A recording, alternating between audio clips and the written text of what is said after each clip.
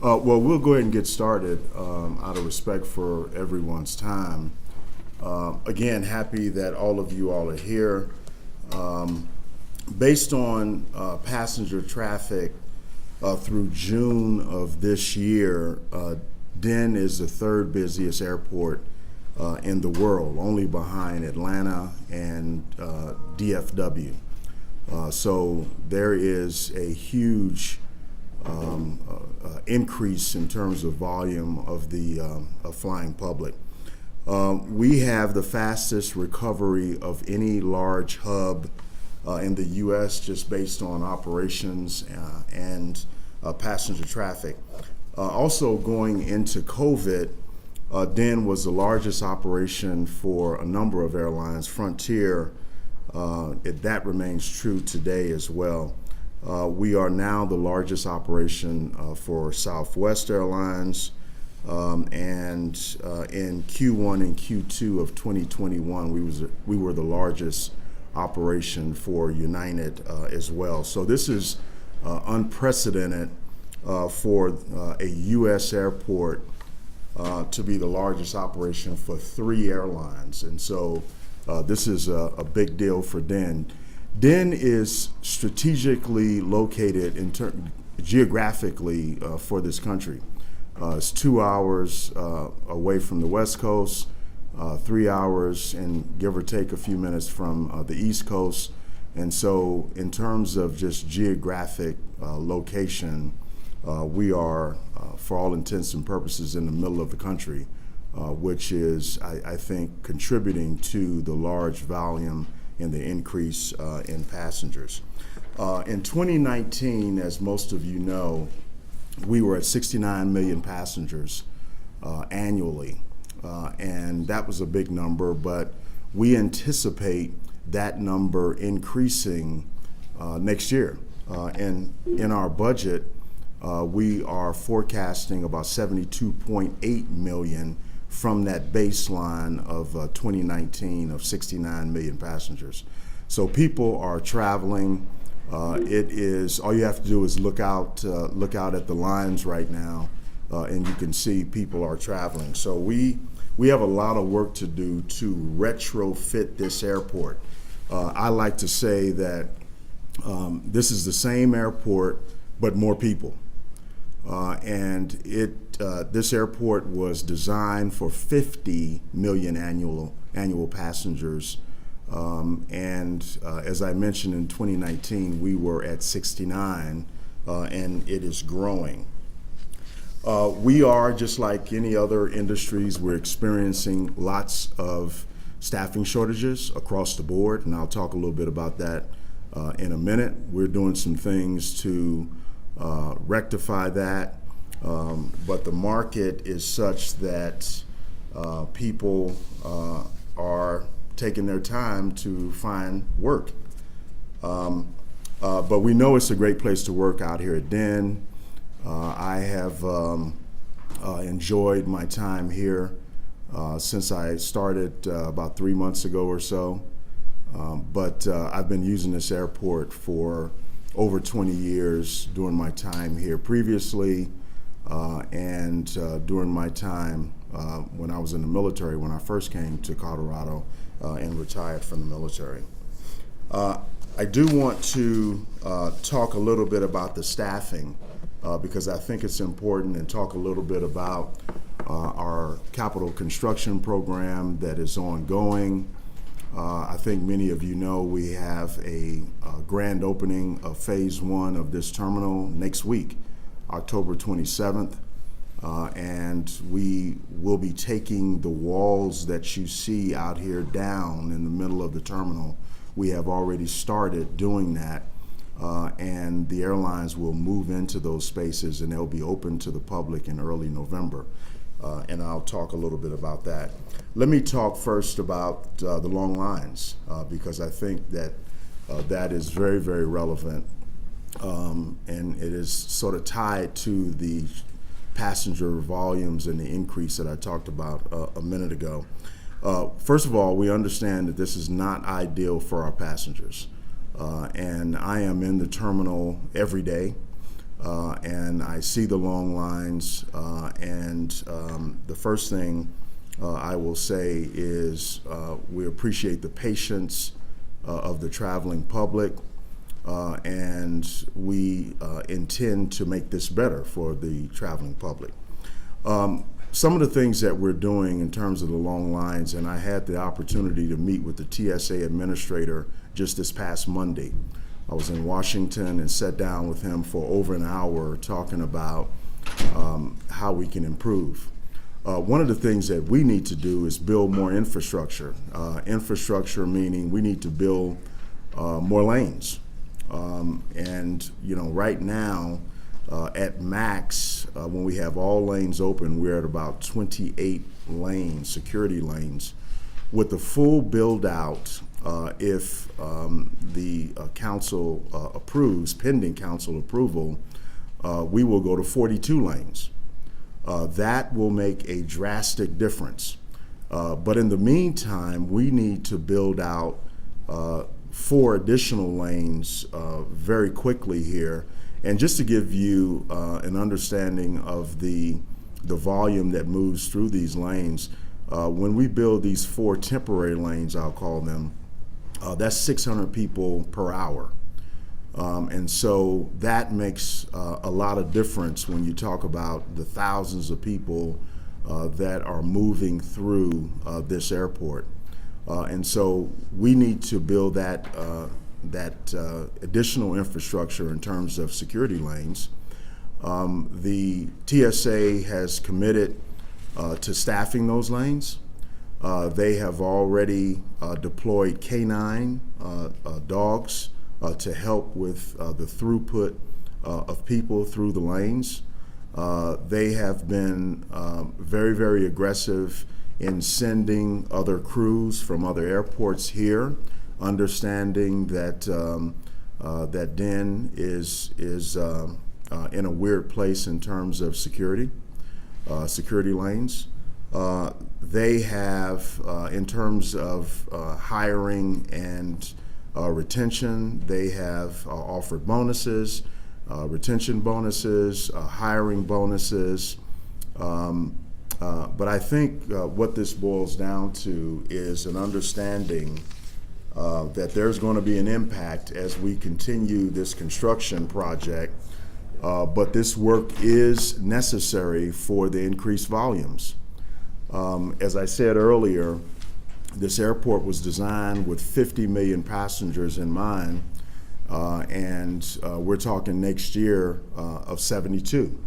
And so it's like renovating your house while you're still living in it, because we're still operating and we're building new infrastructure. So the long lines, I think we will work through that. I think the holiday period will be tough, this holiday period, as we build out additional lanes in this airport. But I see light at the end of the tunnel in terms of early next year and after the holidays. I also see advanced technology being deployed in this airport with regard to security lanes. We are going to be putting up the wait line times on our website so people can see that. I envision having sort of just like at amusement parks, if you're standing here, you are 15, 20 minutes away from the screener or getting through security, just like you go to an amusement park. A lot of times those amusement parks, you're in the line and it says 3 hours until you get to the ride. We hope we don't have to go there. But that type of technology is what we see. In talking with the administrator, he talked about biometrics, he talked about touchless screening, and we're all in for that. My commitment to him and the TSA was that we want to be a sort of an incubator, and we want to be sort of the test airport from of any airport around the country to test that new technology, and so we're primed to do that. But all that said, we need to really make sure that passengers understand, and we've put this out in our social media, that we're recommending people be in the airport 2 hours before their flight. And I think during the holidays, that's going to be very, very important. In terms of parking, there has been a lot of questions on parking. One of the reasons for the some parking lots being closed is simply we don't have the drivers. Now, this is, no different from many of the other industries. School districts, school bus drivers, transit bus operators, and we are experiencing the same thing. What we are proposing and what we are planning, though, is to look to waive some of the requirements in the existing contract that call for a commercial driver's license to be hired. What we are looking into is whether we can bring on folks without a CDL or commercial driver's license and use smaller vehicles until they are trained and receive their CDL. And so what this is instead of having that requirement that they must walk in the door with a commercial driver's license, what we're saying is that we want them to come in. They don't need to have one. We'll train them up for that CDL. And then in the meantime, we will use smaller vehicles, sort of cutaway vehicles, we call them, to move people from the outlying parking lots to the terminal. And so that is what we are planning to do right now. And I think you will see, the public will see those lots open. We are actually opening up the Pikes Peak lot this weekend. You may have seen that, to relieve some of the parking challenges that we have. We had a janitorial contractor one-day protest, I guess I'll call it. And before I, talk a little bit about that, let me just say that we appreciate the work that all of our employees out here do, whether it is the concession workers, whether it is our janitorial teams, whether it is our parking attendants. They perform a vital function for this airport. And so we appreciate what they do. Right now, the contractor, Flagship, and the janitors, the janitorial union, they're still in negotiations regarding contract wages. As I mentioned, they did. There was a work stoppage for one day a week or so ago. They are at the table, and we are monitoring that as we move ahead. Let me talk just a little bit about customer service, because I think you've seen what we call our purple shirts out there that are assisting people in finding their way around the airport. They have returned. They're out there, all day. And also in the evening hours. These are employees of DEN who are volunteering their own time. And actually, I think we pay them a little bit of a stipend. So, but they're doing it out the kindness of their heart as well. So they're out there helping people along and helping people find where to go. On my way over here, we had a lady stop us, and our executive coordinator showed her back to the A bridge security. So we do that. I do that as well as when I walk through the airport. Let me talk just a little bit about some of the projects that we're doing. I'll start with the gate expansion. I think you all are aware that we are building 39 new gates. This is really a indicative of the increased passenger volume that we have in this airport. All those gates are taken and spoken for by the airlines. The airlines want more gates. Those 39 gates, we are well along the way. In November of last year, we opened up 4 new gates on B West. B East, those additional gates there will open in early 2022, next year. And C East and A West will open in the spring of 2022. Over and beyond those 39 new gates, there is demand for even more gates, 12 to 15 more gates. And so while those are not approved yet, we see a great demand for additional gates even beyond the 39 that will open in the next 6 to 8 months or so. In terms of the Great Hall, you all are well aware, I believe, that we are building the Great Hall in 3 phases.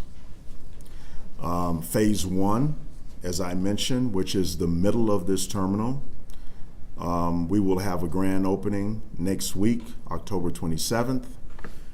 The airlines will move into those gates in early November, and the public will be able to have access to those gates, namely level 6 East. Southwest will move into that area, Southwest East, on November the 4th. And United will move into level 6 West on November the 10th. And then we will be operational ready, if you will, with all of those by November 10th, and they will be open to the public. So we have a lot of work to do with regard to moving airlines into those areas, but we're up to that task, and we will do that. In terms of phase 2 of the Great Hall project, which will move security on the north end from level 5 to level 6, we have already started that phase 2, and we will complete that in the next 15, 18 months. And we are determining the scope for the final phase of the terminal, phase 3, that will move the south security right outside this door to the north end to level 6.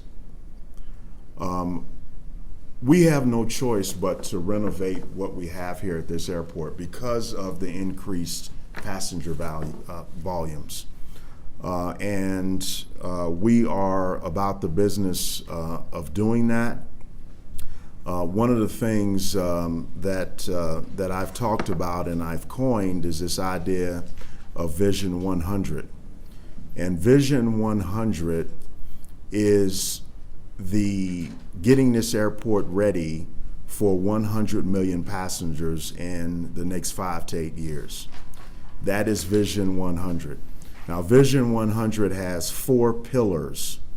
The 4 pillars of Vision 100, the first pillar are people, getting our people trained and ready to reach and accommodate 100 million passengers.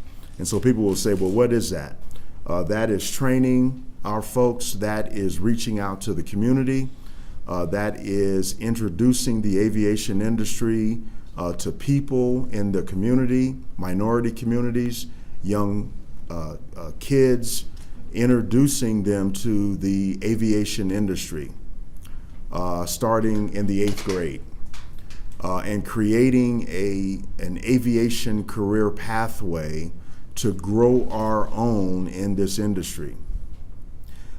It also includes, in terms of that first pillar of people, to make sure that we create what I call an aviation center of excellence, where people all over the world will say, if you want to recruit people, especially young people, or middle managers that are the best in aviation come to the Rocky Mountain region. And so we're going to be building and have already started building that aviation career pathway for the industry. The second pillar of this Vision 100 is our capital projects that I mentioned to you. Most of the airports in this country have turned into just large construction sites. And we are no different. When you go to LaGuardia, that is a huge construction site. You go to LAX in Los Angeles, a $14 billion program. When you go to O'Hare, the remodernization program that's been going on for almost 20 years. And so these have become construction sites because of the increase in travel, whether that is leisure travel or business travel. People are flying. And there's various theories behind that. I have my own as to why we are seeing these volumes. But that second pillar are the capital projects, doing them on time, on budget, and making sure we can accommodate these large increases. The third pillar of this Vision 100 is globalization. We want to open up this region to the world. We want to particularly open up the continent of Africa to this region. And it's not just opening up the continent of Africa or other far-flung areas just to be doing it. It's to make sure that our local businesses have a shot to work internationally. It is exposing our citizenry to other cultures and other areas. It is really opening up the world to the Rocky Mountain region. The fourth and last pillar is taking care of what we already have. This is called asset management. This is called state of good repair. We need, while the capital programs and the new projects are exciting, which they are, I would make an argument that it's more important that we take care of what we already have, and that is the escalators here. That is the moving sidewalks. Those are the restrooms. All of the things that we already have, we are paying very, very close attention to asset management on a conditional basis and not so much an age-based system. We are still the youngest airport in this country, but we're 26 years old and we're aging. And so the need for us to make sure that our existing assets are well cared for is very, very important. And I have been talking about that from the very day I got here, and we will continue to. I think my daughter was telling me that, and I have two grand twins. She said, hey, listen, when I go to the airport, there's two things I'm looking for: the bathroom and someplace to eat. And so while we talk about a lot of the inside baseball things of the airport, what people really want is for the bathrooms to be clean, for the conveyances to work, and to get to their gates. And that is what we are focusing on, along with all the other things. Now, let me just say that that Vision 100 that I just laid out in those four pillars, the guiding principles of those are customer service, equity, diversity, and inclusion, customer service, and feedback from our stakeholders. Those are the guiding principles of that Vision 100. And that Vision 100 is simply the first phase of what I call Operation 2050, which is about 150 million more passengers by 2050. And so we're in a unique position here in terms of where we are geographically with this airport. And And we are in a unique position because we have room to grow. We have more land at this airport than any other airport in the world except for one. So we have room to grow where the other airports, the LaGuardias of the world, the O'Haras of the world, don't have that room in terms of land mass to expand. We have that distinction, and we should take advantage of it and build what the mayor talks about as an aerotropolis. But even more than that, we should make sure that the people that live here, youngsters, can take advantage of the aviation industry in terms of a career. And so we will be focused on that as well. So I will stop there. I know that you might have a number of questions, and I am ready to take those questions. Bill? Yes, sir. Can you talk more about these 4 temporary lanes? What's the timeline for that? Where will they go? I want to have those lanes done by early next year. And, you know, it may be tight to get them done by the end of the year for the holidays, but we are pressing to get those done. That is one of my first priorities, top priorities, I should say. We've got to do that, and we've got to shoehorn, I'll call it, these lanes into the existing footprint. And that's tough. It's going to be tough, but I think we can do it. How do you anticipate that construction of the lanes impacting time through it while you're building? I don't think it'll be a big impact. You know, obviously we have to watch how we do that. Maybe we can do that in the off hours, the off-peak period of travel. But we're going to do our best to build around the existing operation, and that is always tough. Again, I give that example of renovating your house while you're still living in it. Obviously, we have these unprecedented long lines that we're dealing with. Yeah. Has there been any talks about coordinating with airlines when we do have a particularly long day, that maybe they could be more flexible with passengers who get there too late or miss the flight and are running into problems specifically because of these long lines? We definitely would welcome coordinating with the airlines. We do that already, and we meet with the airlines. You know, some of our folks meet with them twice a week. I meet with them maybe once or twice a month. So we are already talking to them about that. But understand, you know, the volume of traffic all over the country and the impact that one airport can have on the traffic for the entire country. And so we got to think about that and understand what the airlines are challenged with as well. But we are coordinating that. You mentioned opening up the shuttle lots this weekend. Yeah. How are you able to do that this weekend, but not able to do that more long term? Are you bringing in extra people just for the short term? And also, we've heard this before, but you know, in terms of bringing in more drivers, Yeah. is there any chance of maybe adding additional money to up the salary to bring in more people? I mean, we're seeing TSA, you said bringing in bonuses and stuff. Is that Yeah. something you're also looking to do to bring this in? We are looking to do everything that we possibly can to open up those lots. And, you know, I mentioned the vans that we're using. That is allowing us to temporarily open the lots with those vehicles. We've got a job fair this weekend, tomorrow, I believe. Is it tomorrow? Yeah, tomorrow.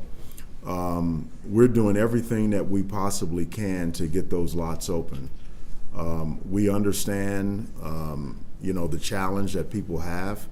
We're also working with RTD on the A-line to, you know, increase frequency, particularly the earlier trains for our concession workers to get out here earlier as well.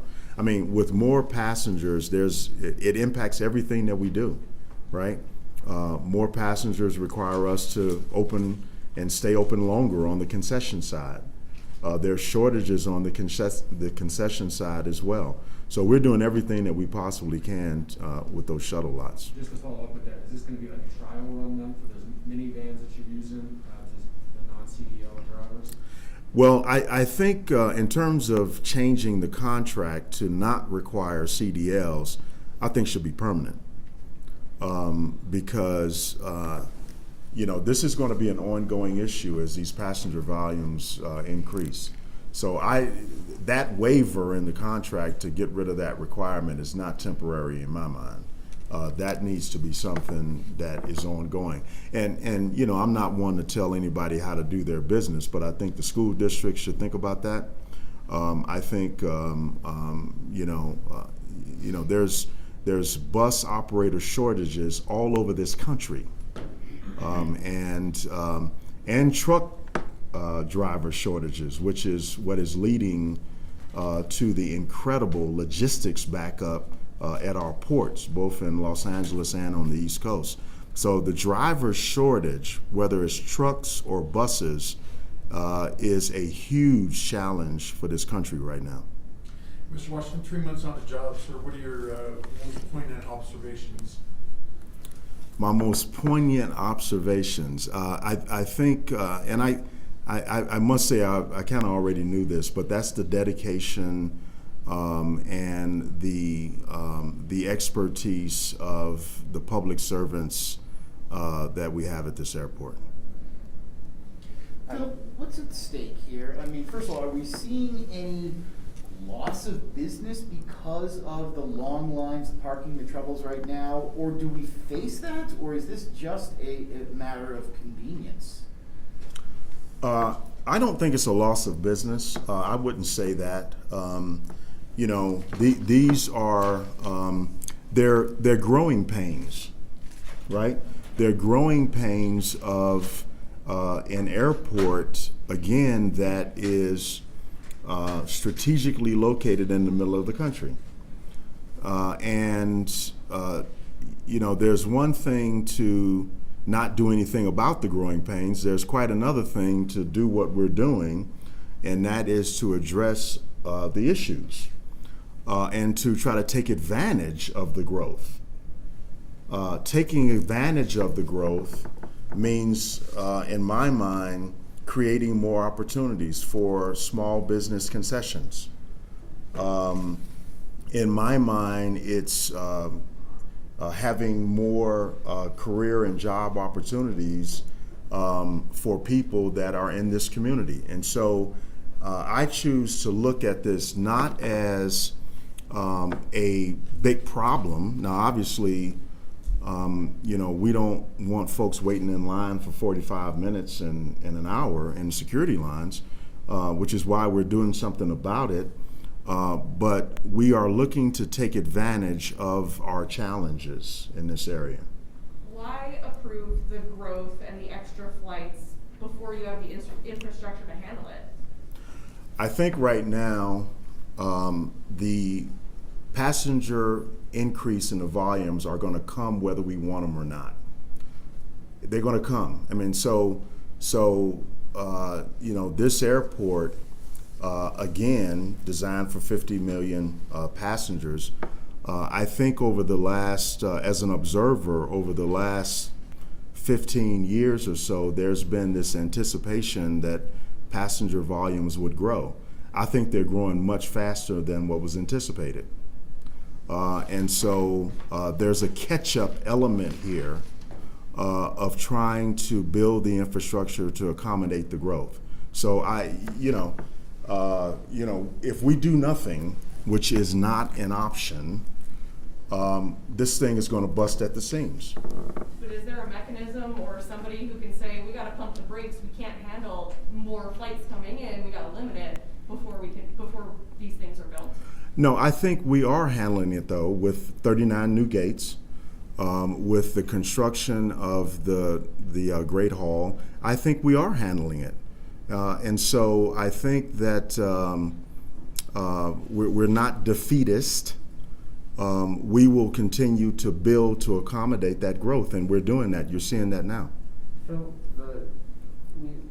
the passengers that we have 2 years ago. But there may be some dynamics that are different, like fewer business travelers, more leisure travelers. Is Yeah. that dynamic Yeah. why these lines are different than they were when we had the same numbers or more 2 years ago? I think so. I think so. When you look at the leisure traveler, right, it's a different traveler than the business traveler, right? The business traveler is, used to traveling. They may have TSA pre. They have one bag carry on. They're used to traveling. Right now, we're at about 80-20, 80% leisure, 20% business. Typically, you're at about 60-40, 60% leisure, 40% business. Now, it depends on who you talk to as to when the business travel will return. And I've talked to various airline executives. Some of them say early next year. Some of them say not until 2023.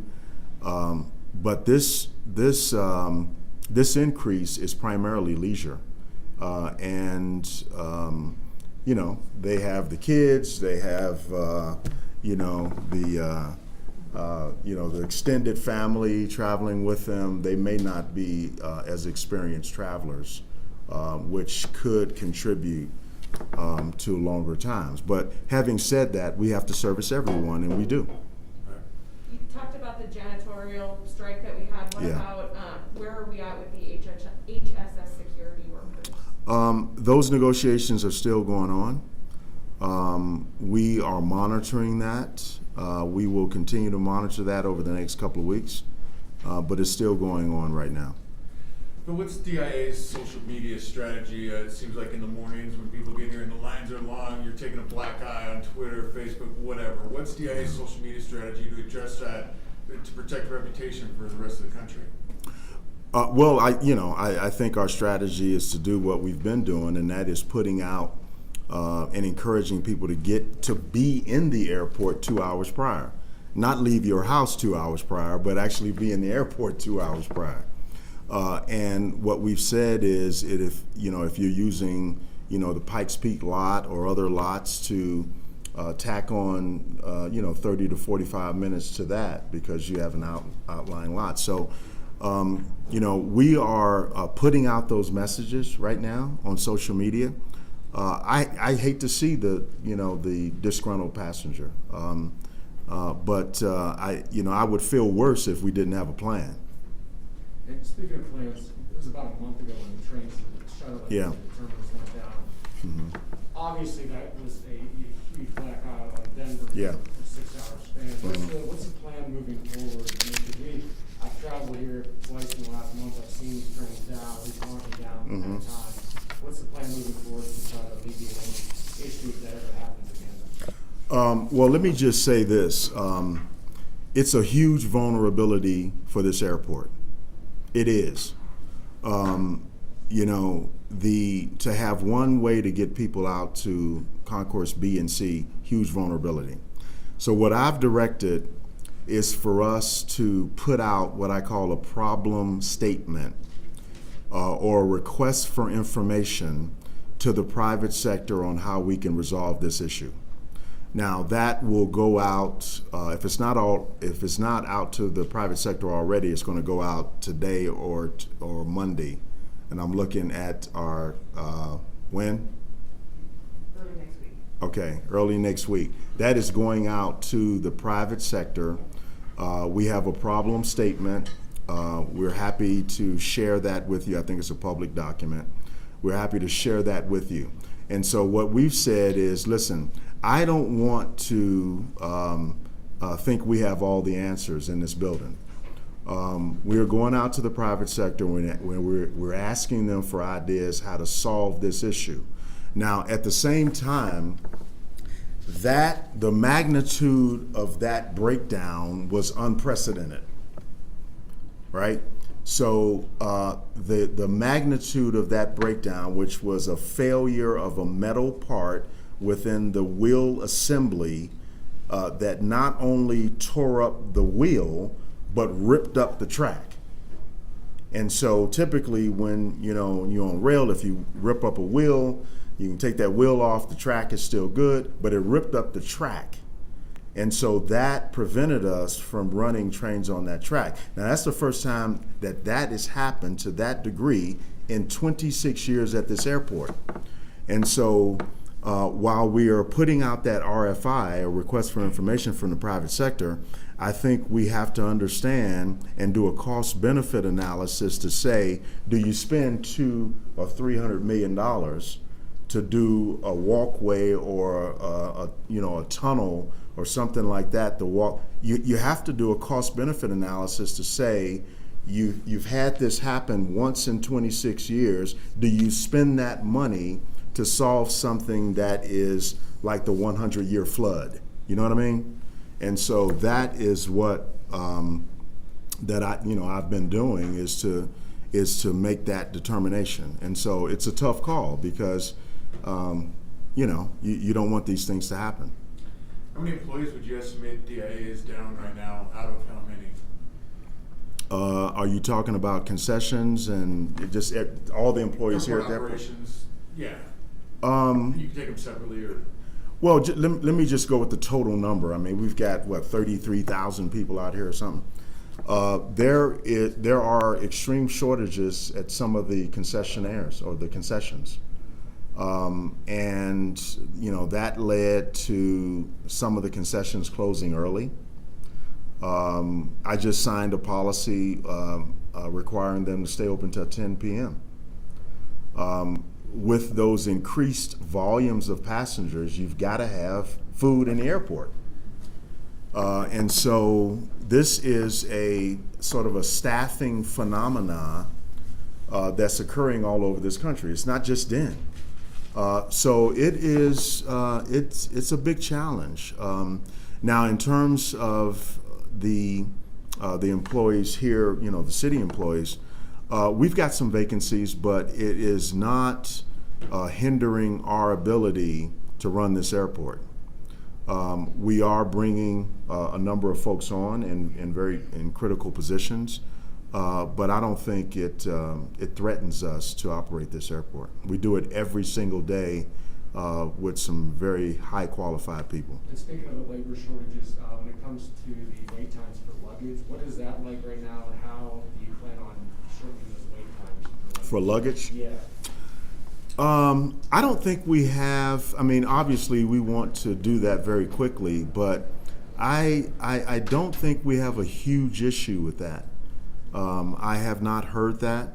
I traveled just last week. I mentioned that I met with the TSA administrator and the Federal Aviation Administrator earlier this week, and I had to check a bag, and my bag got to the carousel before I did. So there you go.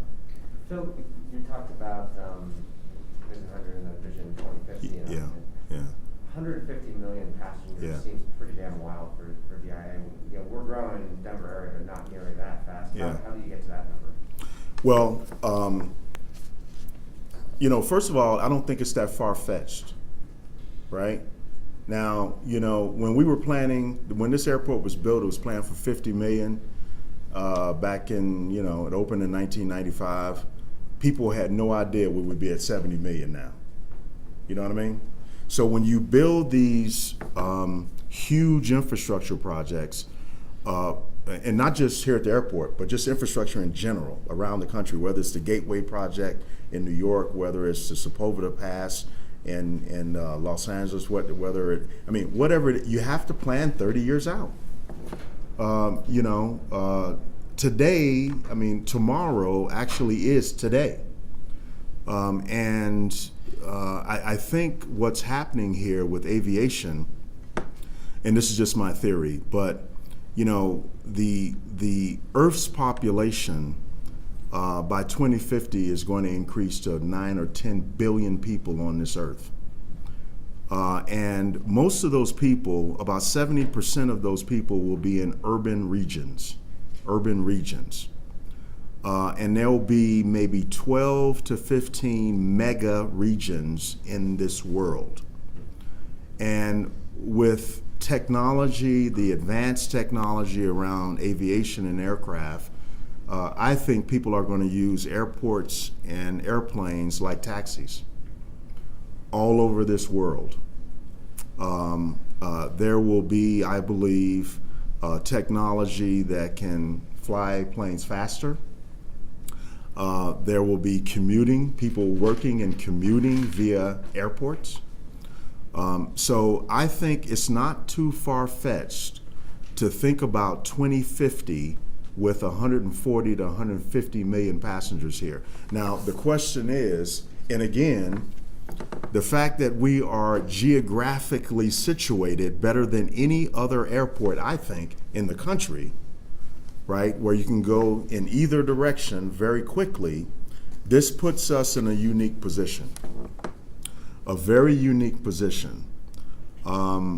So I think when we think about how we accommodate that many, we need to think about how we build. Do we build east and west of the terminal and go out that way where you do not need to extend the train to a concourse D? Maybe we do that. We are already looking at ways, and we have a consultant on board right now that I've had 3 briefings with to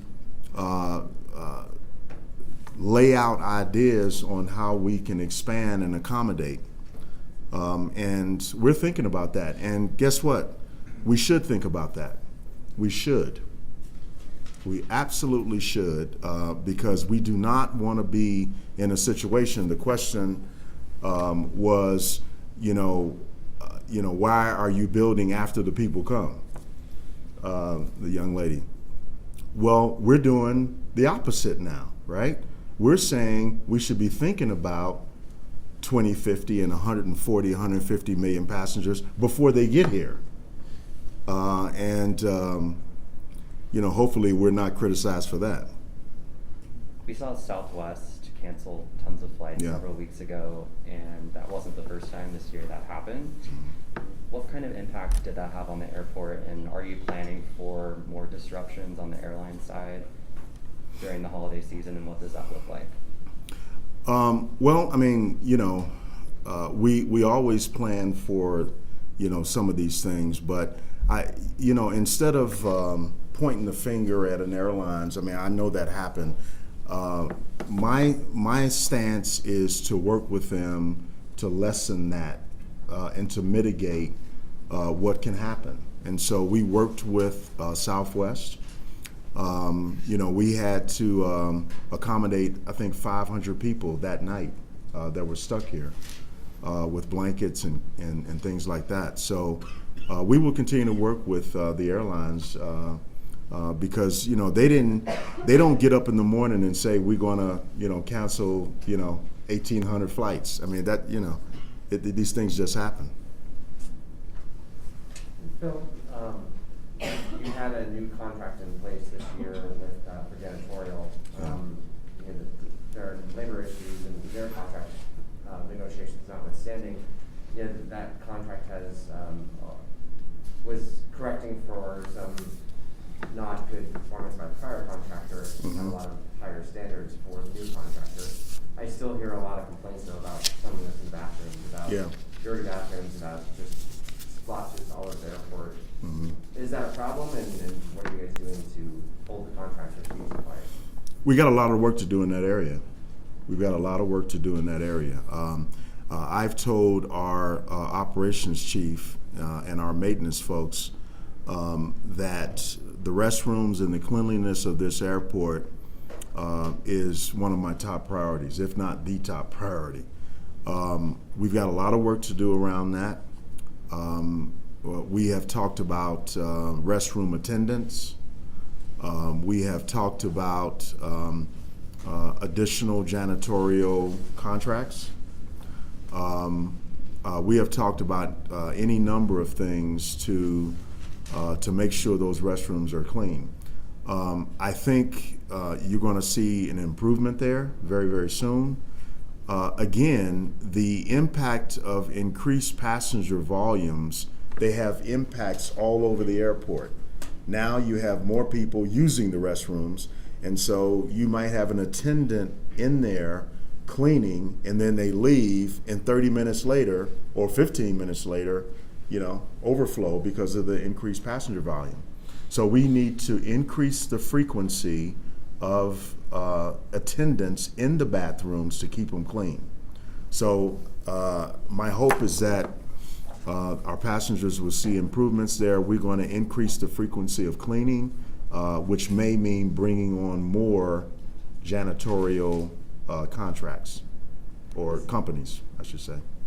The union, when they had their one-day action, was complaining not only about wages, but about understaffing, and I imagine that the labor shortage is affecting the janitorial company too, given those jobs. But to what extent is understaffing a problem with these kind of issues that passengers see?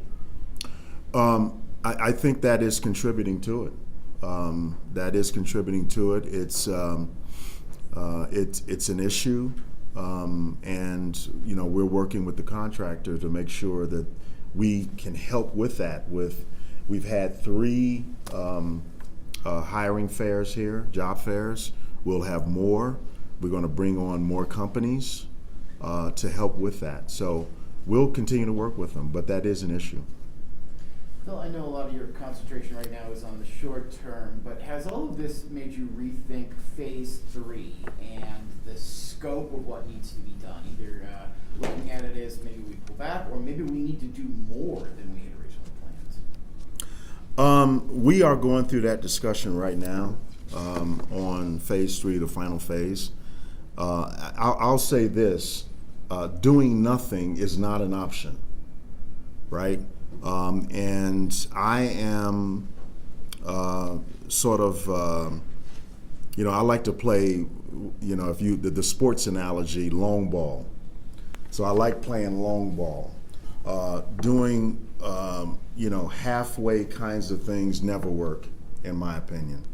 And so while we are looking at the scope, reviewing the scope, and determining what that scope is, I think that Vision 100 and that Operation 2050, I think that's pretty clear where I'm at.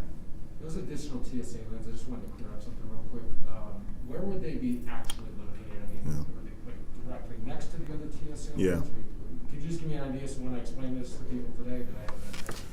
We're still looking at the location, but we're looking at the southeast area of the airport to create some those additional lanes.